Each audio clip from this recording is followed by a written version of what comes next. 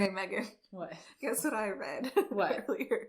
Okay, so doing some research on some, history on like witches and broomsticks and all the things. Yes.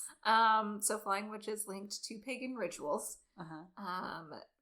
Anthropologist Robin Skelton suggests the association between witches and brooms may have roots in pagan fertility ritual, in which rural farmers would leap and dance astride poles, pitchforks, or brooms in the light of the full moon to encourage the growth of their crops. This broomstick dance, she writes, became confused with the common accounts of witches flying through the night on their way to the orgies. Their orgy meetings. Oh, they're going to the orgies again. Man, this one's on a pitchfork. Just gotta hop on that broomstick and go. I had read somewhere that it had some sort of sexual background, but I wasn't sure what it was, so. I mean, I know that some of them, like the wood, had like hallucinogenic stuff in it, so they were like hopping around naked in a field on the wood, just getting their jollies on. But listen, witches have always been women who take control of their own happiness. That is, that's always got them burned at the stake. I mean, heaven forbid we know what we like. This is the Witches Magic Murder Mystery Podcast. In case you didn't know. In case you're just tuning in. Welcome. Do you have a favorite type of like true crime story that you like? You know what I mean? Like someone that you like. Or do you have any that you just hate? Okay, so I have an issue, like I was doing research recently and I was like deep into it, and then it like got to rape stories and like victims retelling their stories, and it just hurts to hear them. Yeah, like the really graphic rape stuff. Yeah, I'm the same. Or anything that like involves children is kind of hard to listen to just because I have kids. But I don't know, like I like the ones like Unsolved Mysteries that like you're sitting there trying to solve with people. Those are always entertaining to me. What about you? I have, what's on Netflix right now, the American Murder Story. What's his name? Chris Watts, I think. I think so. I just can't. I refuse to watch it. That story, like when it happened, I remember following it in the news, and I've listened to podcasts about it, and I'm just like, ooh, it's awful. He's a horrible person. Yeah. And then the other one that reminds me of it is that the podcast was called Cold. And it's the one it was in Colorado, and like this woman disappeared, and like her father-in-law had been obsessed with her. Oh my God. Her husband was awful to her. Wait, did you tell me about this one? They went camping. Yes. In the middle of the night. Yes. So it's just the ones where the husbands kill their wives and children. So they could be with somebody Why? else. Yeah, just like, oh my God. Like, hey, my other significant other's gonna be so accepting of this because and they're never gonna know. Like Scott Peterson when he killed Lacey Peterson and expected whatever her name was. What was her name? I can't remember. I don't remember either. But I was just like, you think she's not gonna? Did you think this was just gonna be like a quiet little news item that she would Amber something? Amber, yes. So anyway, and she'd just see it and be like, "Oh, I just love him so much. He's a really good guy. He's hurting so much right now. I know he looks weird with his hair dyed blonde now. That's strange, but God. But yeah, I don't know. No. So those stories. So anyway, the ones I like though, I don't mean like as in I'm happy they happened. Right. But the stories that intrigue me the most are like when people just completely vanish. Oh yeah. Off the face of the earth. Yeah. Like how does anyone disappear? Yeah. Anymore? You know? Yeah. That's actually kind of like what is it? 311, 411. People think that people were taken by like aliens or something. I have no idea what you're talking about. Oh my God. I'm gonna have to do an episode on that now. What in the world? I have no idea what that is. Really? Yeah, do an episode on whatever. Okay. But yeah, what I'm saying is the story I have today is a girl who just disappeared. Disappeared in the plain sight. And it just blows my mind. Now, it happened in the 90s. Still. But even then, I'm just like... It really wasn't that long ago. Where do they go? And it happened in a really small town. Yeah. So, okay. How have they not been found yet? All right. So let's talk about Erica Lee Fraysure. Let's do it. She, this is a Kentucky one, again, for all of you. I feel like we have a whole lot of people who are excited that it's Kentucky story. So. Climb on board. Here we go. Here we go. In 1997, Erica Lee Fraysure was 17. She lived in Germantown, Kentucky, which is population 650 people. That's so many people. I grew up in a really small town, and I'm like, it wasn't that small. My little small town makes this look. Yeah. I mean, I just can't believe you big city living. It's so tiny. Yeah. Like, I don't even know what that would be like. Because No. in my small town, everybody already knew everybody. Yeah. Knew what was going on everywhere. Yeah. And it was probably 2 or 3 times the size of Germantown, Kentucky. So oh my gosh. Crazy. So it is 50 miles south of Cincinnati. She was a senior, and she had a part-time job at a pizza place in Augusta, Kentucky. She was planning to attend Northern Kentucky University after graduation to study accounting. She made a request for more hours at her pizza place because she was going to save up money. So I'm just pointing that out because, like, she had plans for the future. So the idea that she disappeared on purpose. Oh, okay, yeah. I mean, there's nothing to suggest that. Right. At all. On October 21st, 1997, Erica spent her evening cruising the town. Oh. Did you have a cruise town? I did. Yeah. We would, like, especially during, like, our festivals every fall, like, we would even cruise the town on our horses. Oh, my God. Yeah. Like, I've been through the McDonald's drive-thru on my horse before to get a hot chocolate before a parade. That's amazing. And then you go, after the festival, you go park your big truck in the Kroger parking lot. Yeah. Well, we cruised not just on festival weekends. Oh my God. It was like what you did in Lancaster, Kentucky. And there was like a Family Dollar on one end. Uh-huh. And then there was another, it was like I don't know what it is anymore, but it was another grocery store. So it's like 2 big parking lots on like either end. Was it Piggly Wiggly? No, it was like a food town. Oh. So there's one big parking lot on one end and one on the other. And that was kind of the main strip through town. Okay. And I've already told you it's a really small town. Yes. So when I say main strip, it's not much. So that's what you did. You cruised one and you cruised the other. We always parked at the Family Dollar. I was the Family Dollar crowd. Yeah.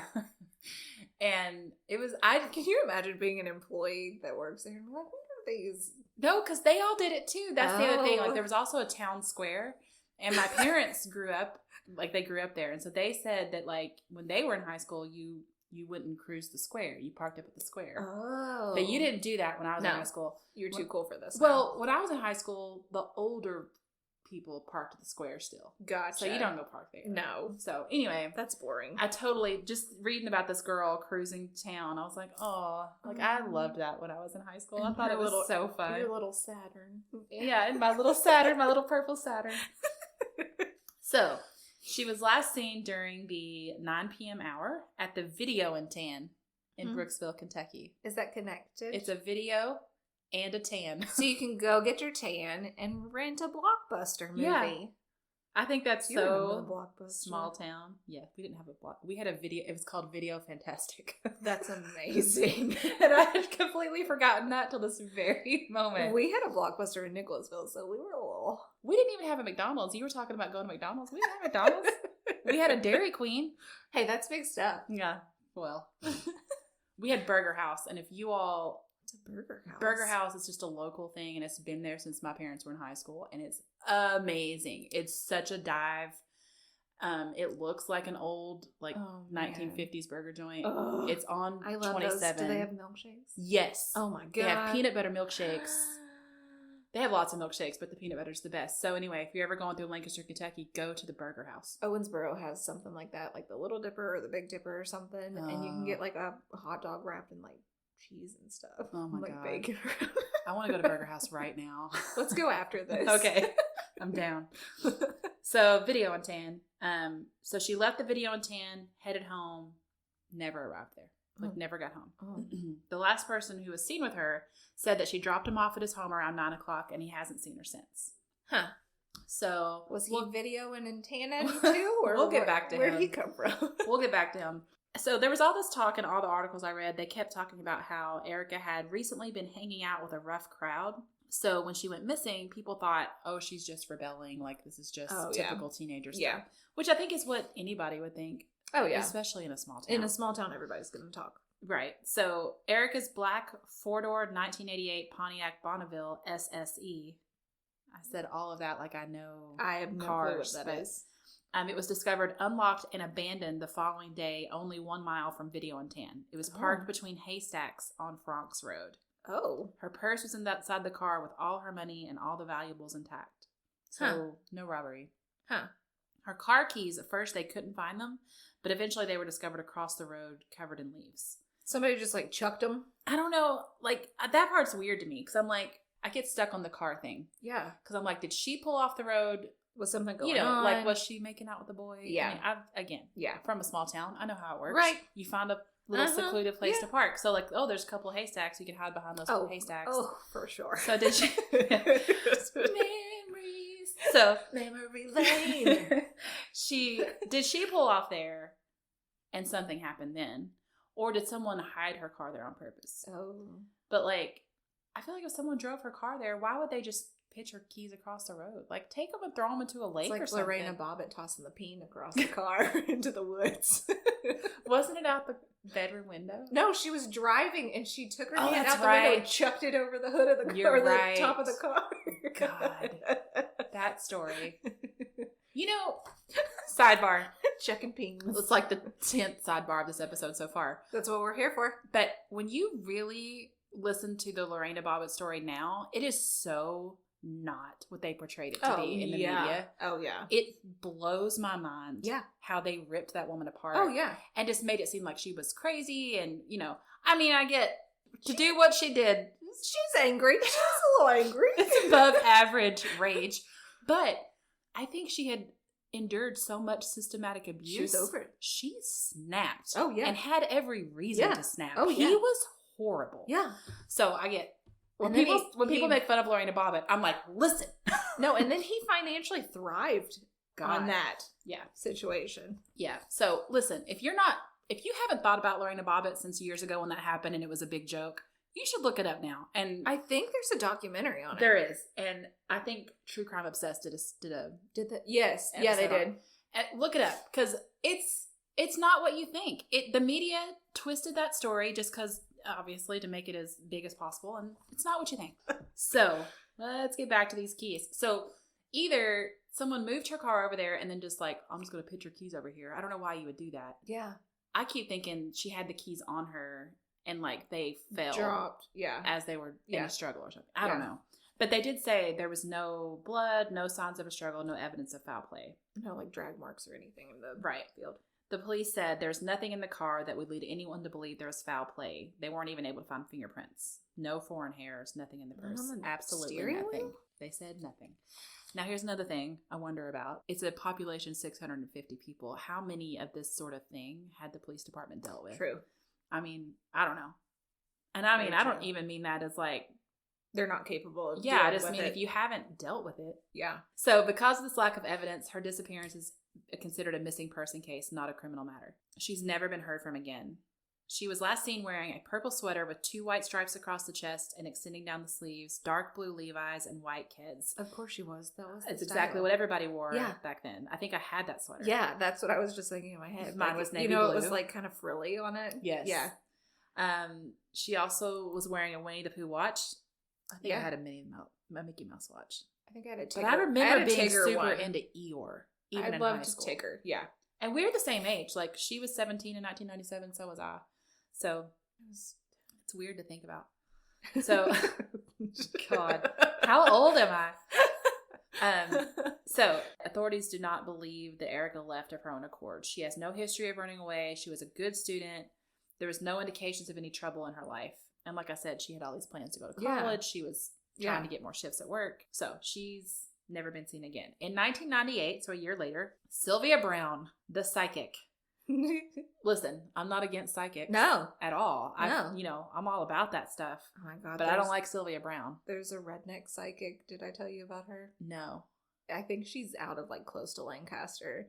She will pull a card for you and read everything based on like a deck of cards, like playing cards. Oh, like you're gonna go play like Texas Hold'em with her, but instead she's reading your past, present, and future. I'm all about it. She chain smokes while she's talking to you, and her husband like fights with her while she's talking. There's a place, I don't think it's still there, but they had for the longest time in their window, and it's like between Lancaster and Lexington, and it had like a lit up palm. Is that her? Yeah, no, that's not her. But this one's like in a trailer. One of my clients said that they couldn't find her new phone number, so they called the local Walmart and got her phone number there. Amazing. I love it. All right. So psychics, I'm fine. Yeah. If you're a psychic, don't be offended. I'm not against psychics. But Sylvia Brown makes me crazy. Do you remember her? She had like the hair and yes. the fingernails and the voice that was yep. like deeper than any man ever. Which there's nothing wrong with that. No. I just don't like her. She was on the Montel Williams show. Of course she was. And stated that Erica was at the bottom of a lake near Brooksville. She said that a man had strangled Erica and the teen's body could be found on the left side of the lake. Left side based on that's which way are you looking at it? So the detective on the case called the staffers at the talk show trying to get in touch with Sylvia Brown. Like, they took it seriously, which I was surprised. When this detective tried to reach Miss Brown, they gave him a phone number, and a message machine told him you could pay $450 to speak to the psychic for 30 minutes. Huh? Or $250 to speak to her son, who's also a psychic. But that was his question. He was like, when you say left side, what do you mean? Because it's a lake. From what perspective is left? You know, who's left? I mean, law officers did dredge the only lake in the area. Okay. They had searched its perimeter at least twice, or at least 3 times after she disappeared, but this was the first time that they completely dredged the lake. They found nothing. That's weird that they found absolutely nothing. I know, it's like a lake in a small town. Yeah. What's in there? Nothing. You know, there's probably some scary catfish. We've already discussed that. A security gate blocks the entrance to the property that contains the private lake. So anybody that came through there would have to go through the woods. And they searched that whole area, and they found no evidence of anyone going through or dragging someone through there. So, I mean, they worked through that lead. Yeah. And found nothing. So at this point, there aren't very many leads left. Both of her parents have died, which I think is just the saddest. Like I said, she's my age, and both of her parents are gone. It's said that by the time she died, her mother had accepted that her daughter had been murdered. Oh, that's so sad. I know. I mean, just, you know.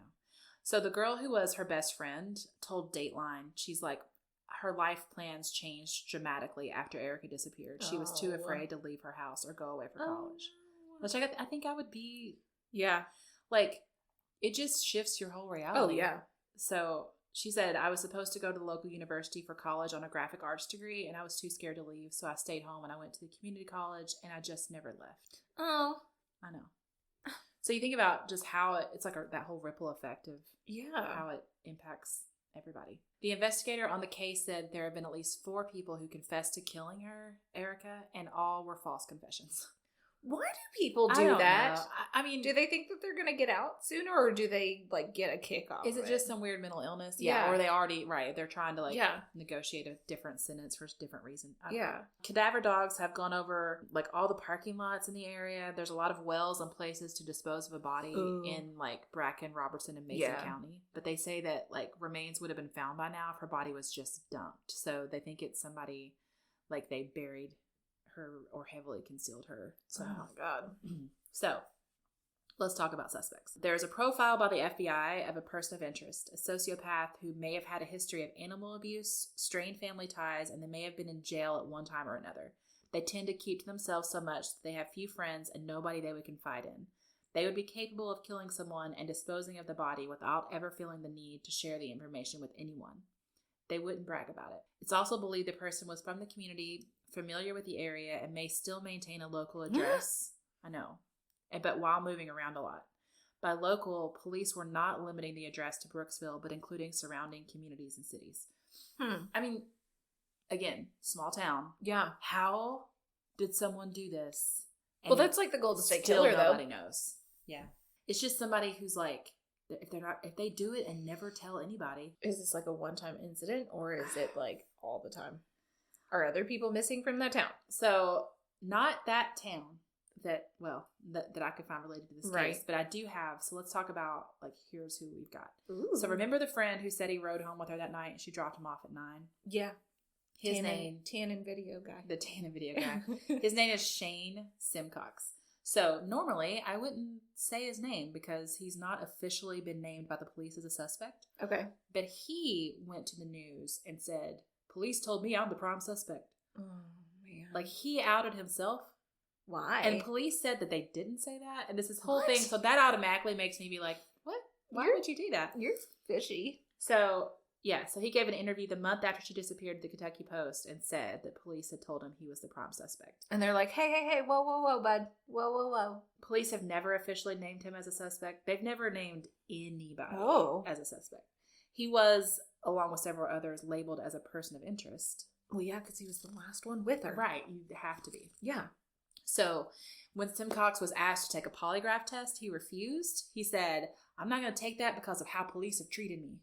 And again, police are like, we didn't do anything. They have no idea what he's referring to. Yeah. What on earth? So he sounds like a real winner. He sounds amazing. He had previously been expelled from Bracken County High School for threatening a teacher and her daughter, saying he was going to kill her. He has a criminal record for burglary. He has maintained his innocence in Erica's disappearance, and no convincing evidence has been found against him. A farm where Simcox worked was investigated also, but they didn't find anything there either. So this is my next sentence. This is my favorite sentence I wrote of this.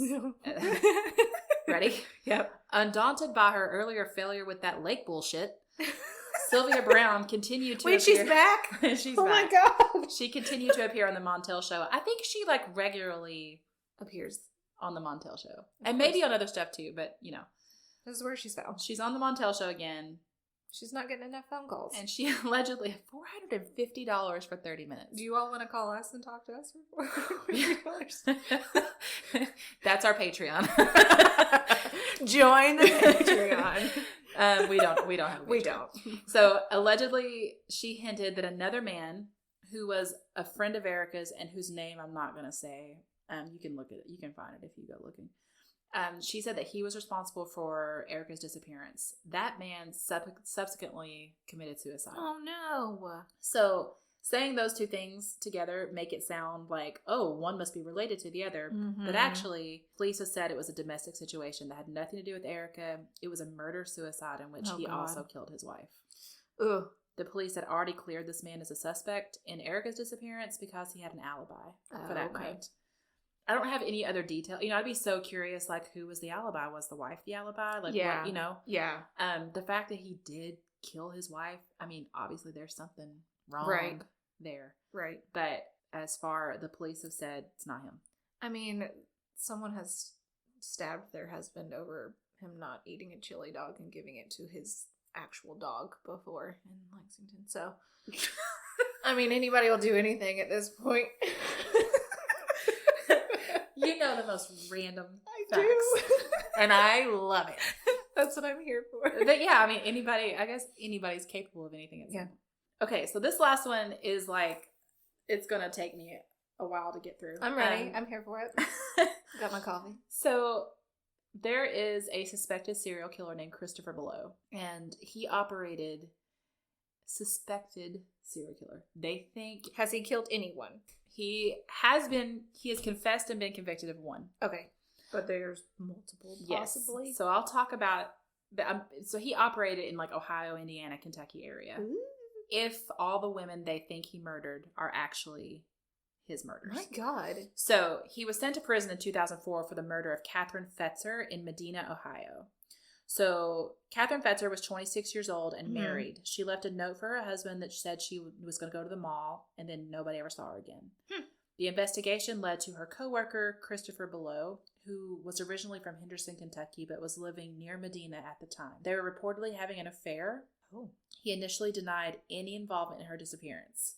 Get ready for this man's name, because he's a hero. Medina City Police Detective Scott Thomas did not believe that Christopher Below was not involved, and he worked that case for the next 12 years. Oh my gosh. I love him so much. That was majority Just doing of his his job. time as an officer. Yeah, so over the next 12 years, Detective Thomas continued to track down and re-question Below as he moved from state to state. So he's just I'm following you everywhere. Yeah, I'm not forgetting. I love that whole thing of hey, I haven't forgotten about you. Yeah. Oh, hey, by the way, I have another question for you. You haven't officially gotten away with it. Yeah. So in the fall of 2003, the Below had returned to the tri-state area and was living in Evansville. Oh. And police detectives, along with Detective Thomas, went to where he was living, knocked on the door, and asked Below to come down to talk about an unrelated case. Once they were there, Detective Thomas confronted Below with new evidence in the Catherine Fetzer disappearance, and Below finally confessed to shooting her. Ah. He was eventually extradited to Ohio, where he made a deal with prosecutors. Okay, this drives me crazy too. He says he shot her and threw her in a dumpster. Huh? He pled guilty. He made a deal. Pled guilty to a lesser charge of manslaughter and is currently serving 11 to 18 years in prison. What? That's it. He 100% murdered her. They never found her body. They still never found her body. So is that why he didn't get that much time? I think that's why they did the plea deal. Yeah. I think they were afraid to let him go. Like, if that he might not get convicted if they didn't. So he gets out of prison next year. Nope. Yeah. So we'll talk about that in a minute too. But Detective Thomas doesn't think that he really put her in a dumpster because he's just like, he thinks they would have found her by now. Right. So while Christopher Blow is in prison, so he's been in there since, what did I say, 2003, I think 2004, so, yeah. something like that. Sometime. So, early 2000s. The investigator in the Fetzer case started asking questions about other unsolved cases in the region.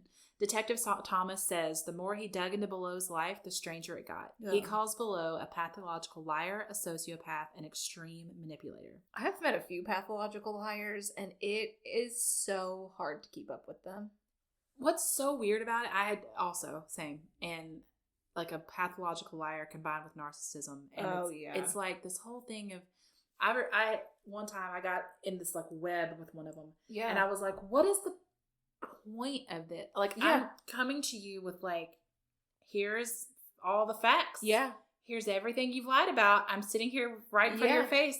And they're just, they won't. No. And then they make something else up to cover that. And you're like, what? Did that even, like, no. What?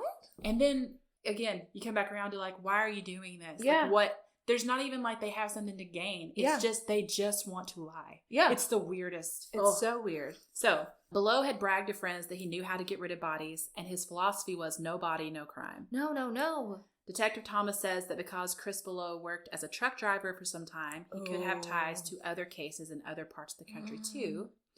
Specifically, similar cases of missing young girls with long dark hair, and slight builds. So, that's where Erica comes my sister. In. Yeah, no kidding. Well, your whole family. Thomas noticed, first off, similarities in Fetzer's case and the case of another missing woman who disappeared in 1995, Heather Teague. Okay, this is the case that I had mentioned to you and you hadn't heard about. It's nuts. There's a few of these cases, guys. I know this is a lot of information, but Christopher Below is wild. It's a wild. And the thing is that none of these have officially been tied to him, aside from Catherine. So let's make it happen. Yeah. Let's tie it to him. So in August 95, Heather Teague parked her red compact car at Newburgh Beach on the Kentucky side of the Ohio River near Henderson, walked through a stand of willow trees down a steep bank looking for a secluded spot to sunbathe. Across the river in Indiana, a man named Tim Waldhall was sitting behind the windows of his riverfront home, using his binoculars to take advantage of the clear view a mile or so across the river. That clear view is... Yeah. So he's in crystal Indiana clear. watching Heather sunbathe in Kentucky through his binoculars. No. It's a little weird. He's a peeper creeper. I will say that since this happened, he has really like stuck with like the Heather Teague cause and has fought to keep her name in the news. And so like, well, that's good. If he was being shady at all by like, if he was purposely watching her sunbathe, he's doing everything he can to like make it better, come out on the right side. Yeah. He spotted Heather. He was just bird watching. And then he saw something else. He saw somebody's head pop up from a clump of high weeds about 15 feet behind her. So he didn't know what he was seeing. He went and got his telescope for a better view. Who has all these? He's ready to watch whatever he's watching. Yeah. For a better view, there's a long-haired, bearded man who was inching his way toward the unsuspecting woman. He said that the man would take 5 or 6 steps and then crouch again, and he thought maybe it's her boyfriend trying to scare her, like play a joke on her, which I think is what you would think. You would just try to make sense of it. Yeah. So, still not fully comprehending what he was seeing, he saw the man take 4 or 5 big steps, kneel beside her, put his arm across her back, a move that like triggered a struggle. Yeah. And then he thought, oh, she does know him, because for just a minute she stopped struggling because the guy was like talking to her. Oh. And then he grabbed her by the hair, twisted around his hand, pulled her head back, and yanked her off the chair. This whole time, this man is watching it through his telescope. Oh no. So he watched helplessly as the woman, who was later identified as Heather Teague, was led away from the river and into some underbrush. Oh my God. She's never been seen again. What? Tim has said that he believes Below is who he saw that day. Furthermore, Below was in the vicinity when the abduction took place. He fit the description of the abductor and another male suspect whose name was Marty Ray Dill. his car was linked to the crime. He committed suicide when police moved in to question him. Oh. So all these things sort of tie into like, Ooh. Below seems good for this. Yeah. Another curious tie to yet another missing woman. When Catherine Fetzer disappeared and Below left town, he abandoned his apartment in 1991. Oh. When he did that, he left a lot of things behind. So one of the things he left behind was a briefcase with a 5-year-old South Carolina poster that sought the public's help in learning the whereabouts of a girl named Christina Joanne Porco. So when they looked into her, she fit the profile, 16-year-old girl, long dark hair. She'd been missing since 1986. Oh, wow. She left her home in Hilton Head after a fight with her mom. She called her friend, asked her friend to meet her at the pool area of like the apartment complex. And when her friend got there, Christina was gone, and all that was left was her red sweater. Oh, no. She's never been seen again. So it's just weird that he had saved her missing persons poster. As like a trophy. Right. So that was among the first of many hints that led police to believe that Christopher Below might be a serial killer who collects souvenirs from his victims. Ugh. In fact, one of his half-sisters, she let him live with her in Evansville, Indiana back in 2000. Yeah. And she said that he used to have a shoebox of treasures that he always kept with him. Ooh. So one time he pulled out the box and he said, if anything ever happens to me, hold on to this. No. I thought that was creepy. So she said the box contained an assortment of letters, nude photos of his ex-wife. I know, poor woman. Some trinkets of jewelry and a ring he said he got from an uncle. According to her recollection, it also contained flyers for 5 or 6 missing women. And they are all petite with long dark hair. Do you think that she was like, why didn't I get a ring from my uncle? Like, what? Why did he choose Well, she was a half-sister, true. so maybe it's different. But I think the part that bothers me most is that he's carrying around nude photos of his ex-wife. Yeah. I'm like, that's your ex-wife. You don't even get to think about her. You couldn't even like send them on phones back then. It had to be like an actual like God. And he has them. Like he of all people. Gross. Poor thing. Police are still looking for that box. Whenever Below realized that she had been snooping and looking in it, he moved all the contents from the shoebox to a box with a lock, and he took it elsewhere. Of course he did. So they've searched all over the place. Like they've searched storage things. They've tried to find it. They haven't found the box. Yeah. They have found a certified mail receipt that adds to the mystery because it places Below in St. Cloud, Florida in 1998. Oh. About the same time as another woman went missing. What? Her name is Mary Cousteau. She's 43 years old. She was last seen at a bar in St. Cloud around 1:30 in the morning. She got into a fight with her boyfriend, left to meet friends at a party, and was never seen again. She was married at the time, but separated, so that's why she had this boyfriend. Yeah. But her husband is the one who reported her missing 2 weeks later. Now, they were separated, so maybe they hardly ever have communication or whatever. Maybe they didn't have kids. They didn't. Well, when he showed up at the bar where she was last seen and was trying to find her, he had an identification card. It was like a KKK business card. That's how they identify. Like here. Also, hey, I'm in the KKK. Also, if you're interested, I do this little thing on the side. Good Lord. I mean, why do they have KKK ID cards? Also, why would you walk into a bar with that? I guess not. That's what it always fascinates me. People who are like I'm in the member of the KKK and I'm not even the least bit ashamed of it. It seems like you should at least be afraid to put that out there. Yeah. No. And when he did, he was like, she's probably been raped or somewhere dead. So it doesn't sound, it's weird that there's this certified mail receipt that puts Below in St. Cloud at the time. Her husband sounds pretty terrible. I mean, he could have had her raped and murdered. She's also never been seen again. That's terrible. He's terrible. Oh, so many terrible things. So there's a couple others. Shailene Farrell, she vanished in August of 1994. She left her Ohio home to go run an errand. She vanished without a trace and her car was found abandoned. The main reason that she's tied in with the rest of these is because she fits the physical description of the other possible victims. Oh, okay.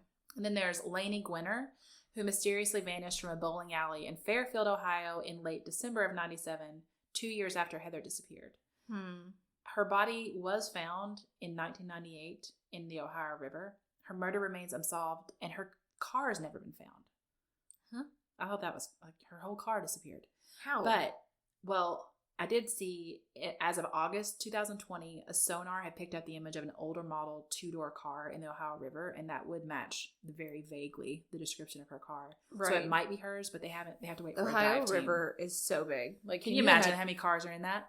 Like anything that's in that. I have a Yeah. friend that lost some like really expensive fishing poles in one of the lakes over here that he fishes in, like does tournaments in. And I'm like, what? He was like, oh, I'm gonna get a dive team. I was like, can you imagine what all you all are gonna find in there? This is another. Isn't there like a town underwater? Cumberland River? Yes. Cumberland Lake.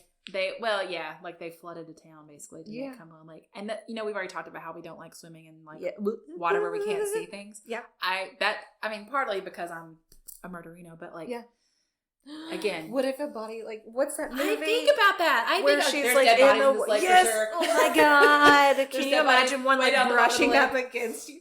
I mean, it just seems like it has to be. So anyway, okay. So I'm sure all of the ladies that I've talked about here are within a 350-mile radius of where Christopher Below drove on his trucking route. I don't like him. He is currently scheduled to be released from prison in June 29, 2021. No. So let's bring all this back to Erica.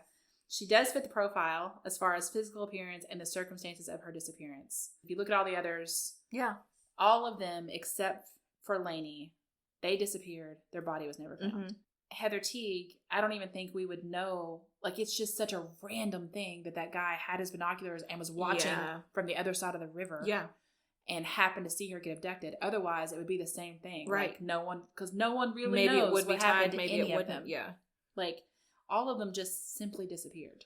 God. Even Catherine Fetzer, it's just that Detective Thomas worked that case so hard. Right. Is the only way that he got him to confess that he shot her. Yeah. But they still never found her body. Okay, you said that one was 2 years from that. I wonder if that cop was following him so much that he didn't have time to get rid of the body. But it wasn't until after he got in prison that they started linking him to other cases. Oh. So I don't know. So, like him. I mean, Erica was 17. She's, the age range is Christina Porco's 16. Mary Cousteau's 43. Who knows if all of these are linked to Christopher Below. Right. The Heather Teague one seems the most likely to probably be linked to him. Yeah. I don't even know if Erica. It's just that they all kind of look alike. Oh, I printed out their pictures for you to look at. So you can see that they all kind of do look alike. Oh my gosh. Yeah. I mean. Yeah, they do. It's weird how they all look alike. Yeah. So, I just don't know if Erica's really a victim. I have a few thoughts. Like, for one, the idea that a stranger came in and did it out of nowhere. The whole town would know if there's somebody to, like, right. New. It's such a small town. Like, how does a stranger even come through there? Oh, gas without station someone talks. noticing. Right. In small towns. And it was a Tuesday night. At a movie. Why would he be there? What is the reason for going through there? True. But also, the flip side of that is that would explain how no one's talked about it, because it's a stranger who came in. He doesn't know anybody there. He swooped in, killed her, and left. Right. And if he's a truck driver, he could have taken her body anywhere. And they don't record truck driver convos, do they? On their little radios or whatever. I don't think so. I don't think so either. I don't know. So anyway, that is the disappearance of Erica Lee Fraysure. If you have any information regarding her disappearance, contact the Bracken County Sheriff's Office, 606-735-2700. Gosh. Find them all. I think because we're the same age, like we were doing the same things at the same age. Like when I was 17, it was 1997. I was cruising around my small town. Yeah. Going to Video Fantastic. Mm-hmm. You worked and went to college. Yeah. So. Poor thing. Yeah. She had garbage friends. Well, I don't know if her friends. Her friends the guy friend. Whatever that dude was, Shane Simcox. I'm not saying he had anything to do with her murder, but I don't like him. I don't like him either. I don't like him when he's going to the police and being like, I'm the prime suspect. Why would you say that? Why are you trying to get attention from this? Does that look cool? Yeah. We're really impressed, dude. So. Hey. I was going to say, I'm excited to do our Halloween episode. Yeah. So next week, you guys, we're going to do a double feature. Getting spooky. So you guys know the format. Every week I do a story and then Kara does a story the next week, and we alternate back and forth. But in honor of Halloween, we're going to do 2 stories in one episode. So get ready for that. The creepy tales. Is yours Halloween themed? It's just real spooky. Yeah, mine's Halloween themed. So I'm excited. We're going for it. I'm so really excited. Okay, so if you guys enjoyed the podcast, go subscribe. Give us a rating if you haven't already. You can follow us on Instagram, Witches Magic Murder Mystery. Yes. I said it at the beginning of the episode, but you did just fine. You were a pro at it. We'll post, whatever we can there to sort of add like some pictures and stuff so you guys can do your own research. All right. Dive into it. Thanks. See ya.